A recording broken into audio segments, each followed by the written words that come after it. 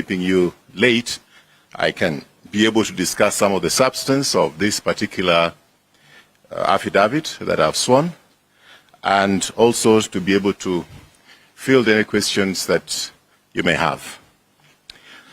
My attention has been drawn to some adverse mention in the affidavit of Chairman Chebukati and Professor Gulie with respect to the proceedings which took place at Bomas of Kenya, and therefore I'm drawn into the Supreme Court case which is ongoing. I'd like to start by admitting that I was at Bomas of Kenya several times, and the meeting which they say took place at 3 o'clock, I'd like to correct them a little bit. They are suffering from a bit of selective amnesia. It was at 4 a.m. Okay? And I did try on several occasions to get audience with the commissioners and get audience specifically with Commissioner Chebukati after it became apparent that Professor Gulie was not able to address the issues that I'd brought up with him. The issue I'd brought up with him was that I'd received intelligence from one of the IBC officials who complained that some Form 34A were being brought down and they were being replaced by other Form 34A. He was not able to know exactly the location from which this was happening, but he brought it to me once, first time, and I reported this to the DCI, who dispatched officers to have an interview with this person. This gentleman was so terrified, and he actually mentioned the case that he had been threatened by Mr. Majan when he brought it up with him, that he should not play with him, he'll know who Mr. Majan is. Coming from the memory of Musandu, I've never seen a more scared young man. He did take it up with one of his seniors, and the seniors, to corroborate the story, also told me, yes, he had received, the senior had received the report, and there was absolutely nothing they could do unless I talk with the chairman himself. I tried several times to access the chairman, and actually a day passed. And the following morning when I came and I insisted I was going to see him, he had issued instructions to a senior police officer by the name Samuel Arap Kimeu, who actually physically blocked me from trying to get into IBC proceedings at Bomas of Kenya that day. I happened to have known the back door, and I used a little bit of my public relations with the officers at the back, and I managed to get in. Then, again, the officers of Mr. Chebukati refused to see me, saying that he was very busy. He was receiving reports from returning officers, and therefore I could not go in. I was further concerned by the fact that by that time Chebukati had made a ruling that all the returning officers from the counties must report to him first before the verification, the papers are verified on the floor of the hall. I had concerns about that because he was himself closed in that room with Mr. Molu and Mr. Marjan, and therefore it was obvious to me that something opaque was taking place. Finally, I did insist that nobody was going to stop me from getting into that office. I'm a Kenyan citizen, and I'm not trying to do anything wrong. So I told his own security people that I also have security, and you'll have to shoot me to stop me from getting in. And I went in. And I found him with Molu, Marjan, and himself. And I brought these matters with him, and he told me he's busy now, he's got too many returning officers waiting for him, so he will not be able to attend to me. So he told me to come later. I was polite, I left, I came back later at 8 o'clock. Then he told me, come back probably about midnight. I came back at midnight, he told me, come back at 2. I came back at 2, and he was sleeping. So I agreed with the people who were there that let's let him have some sleep. He had not slept for many days. So I waited until 4 a.m. And that's the time when I drew the attention of somebody like Amos Wako, who is a personal friend, and a few others, that we should go and confront him. I like to be able to state at this stage that Mr. Chebukati is not a stranger to me, Mr. Gulie is not a stranger to me, and Mr. Molu are not strangers to me.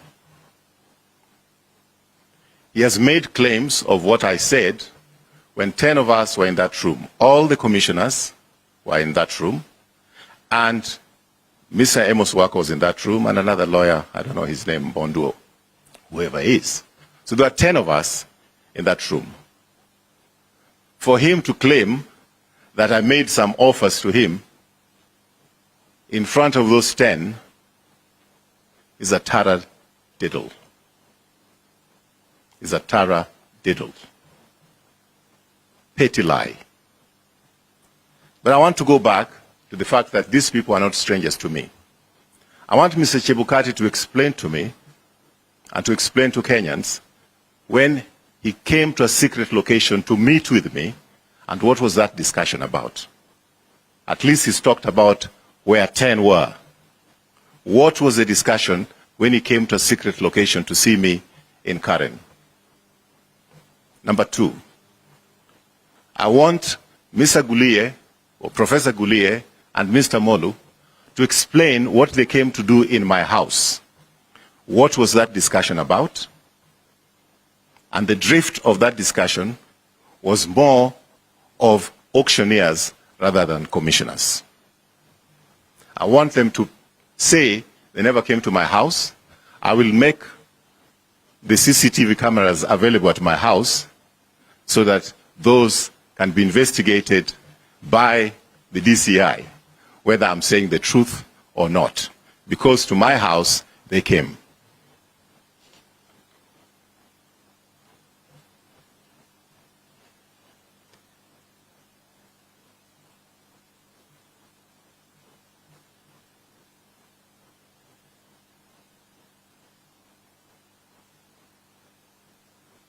I did give an account to Mr. Gulie that there was a worry that Form 34As were being changed. And he told me that there's nothing he can do. He is not the returning officer. Mr. Chebukati is the returning officer. So I should go and talk to Chebukati. Yet he was on the floor when there were all kinds of strange excuses. There were the lights, the lights which were supposed to be shone on the documents. What do you call those lights? Yeah? UV lights. And when our team insisted that we want those UV lights to check the authenticity of those 34As which were arriving, all of a sudden, those UV lights ran out of batteries. And in fact, I did ask an official if I could therefore then bring them batteries so that the UV lights could be used.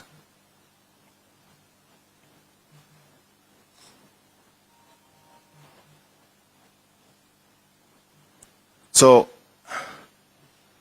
I think that what he claimed I said when I was meeting him at 3 or 4 a.m., whatever time he says, I think there were 10 others in that room. So I think those 10 others should be able to corroborate his story. But I'd like to be able to report here that Mr. Gulie, when we were having that discussion, left to go to the toilet for a very long time. And of course he left with his phone. And as we left that room after talking with them, the UDA officials, namely Nanok and Veronica Maina, were at the door waiting for us to leave so that they could get in.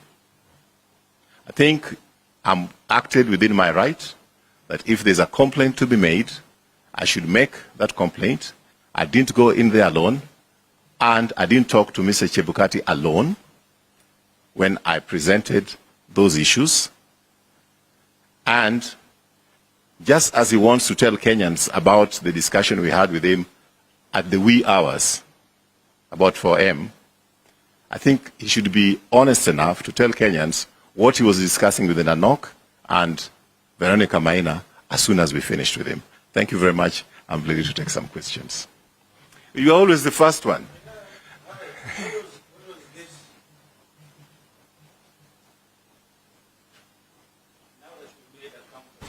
This is not Hello. Now that you've made a counterclaim of meeting Chebukati, what was the contents of that meeting at that secret location? And two, what were Commissioners Molu and Gulie doing at your house, knowing that these are very key players in an electioneering period? Mr. Gulie and Mr. Molu did request to see me, and they said it was confidential, and I thought my house was the most confidential for them to come during that particular time. So I'm just telling you that they're not strangers to me.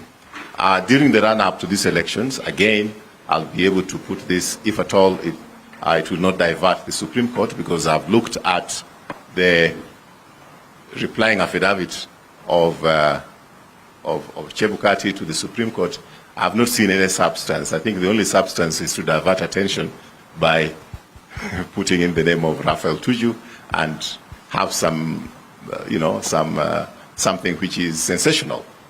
But they did come to see me, and of course, Gulie did send emissaries to me, 2 of them. I don't want to mention their names, just like I don't want to mention the name of the other person, because I think he's a witness at the Supreme Court. And everybody needs a little bit of protection. I think I do have better security than these 2 individuals. So I don't want to mention their names, but he sent them to me. And he was he complained to me that nilikutumia watu bona hukuongea now. So basically they were also coming to ask you for an order. Well, I just said that from my discussions previously with them, I was dealing more with auctioneers than commissioners. And what was the contents of the meeting between you and Chebukati? I would want him to be able to state that himself, since he has stated what we discussed on that Monday, Tuesday night in the public domain. I dare him to stay. Now that you are saying, you could actually say it now, that you're the one who's made the counterclaim, that he came to you and met you at a secret location in Kari. Where was this secret location? Because you know that you have businesses in Karen. Is it at one of your businesses? And what could have been the contents of this? And what could have been the contents of this meeting? Was he also auctioning, or even trying to solicit a bribe from your side? Because this matter is in court, and because I have to consult my lawyers before I speak too much, I thought that whatever I've told you this up to now is appropriate as a matter of public interest. SG, you have disclosed your house. They met you at your house, yes, right? Why can't you disclose this secret location? I mean, it could be a public place. Why can't you just disclose it? You disclosed your house. My house, I can disclose. A secret location may be belonging to somebody else. It is not appropriate for me to expose that. Yes? Katibu, thank you. Ayub from Citizen TV. This is, you have mentioned secret location and 2 commissioners who visited you at your house, and you said that you will provide the CCTV footages to that effect. I just want to understand, because you are the executive director of the Azimio la Umoja One Kenya Coalition political party. And former Secretary General of Jubilee. And former Ariada MP as well. And was this prompted... And former newscaster as well. Thank you. And was this rather prompted by this affidavit? And as an aggrieved party, were Chebukati and Gulia not to mention you in their affidavits, would you still have provided this before the court? I would not have. Why? And you feel an aggrieved party? I explain to you why. I do have, given the fact that I'm no stranger to the political arena, all right? I was there in 2017. These are people I know.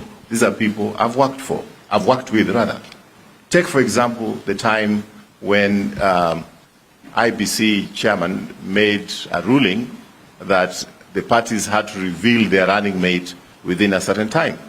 If you recall, I was in the team who went to appeal against that, and I did make a few calls to him to explain to him, and he said he had set up a meeting at IBC, so I should go there and prosecute my case in front of him and the other commissioners, and indeed we prevailed. He did not only postpone the naming of the deputy presidential candidates for a few days, he did it for 3 weeks. So these are people that I've worked with. I'll give you another phone conversation which I had with him.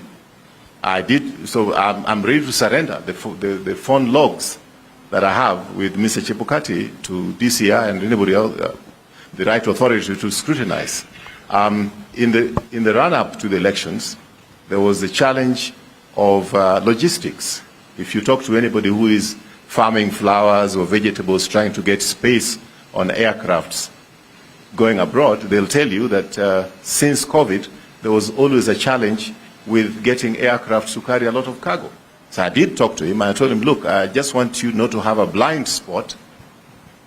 Please make sure that you organize the logistics for the cargo of papers coming into the country, the ballot papers coming to the country in good time, because you may just find that when you are ready to do this, there's no cargo space available in the country. So engagement with the Commission is something that has been part of my job, not only now, but in 2017 as well. So I cannot go public with every discussion that we have on phone or on WhatsApp because it's not essential. But when it is essential, when now they have put an affidavit against me, taradiddle in every sense of the word, I think I'm within my right to also explain to the Kenyans my side of the story. And thank you very much. And would that be part of the content in your affidavit before the Supreme Court? You said you can detail every aspect of it. Has been, actually, I'd wanted to share the affidavit with you, but right now my lawyers are working on it, and they were not ready to give it to me so that I could share it with you.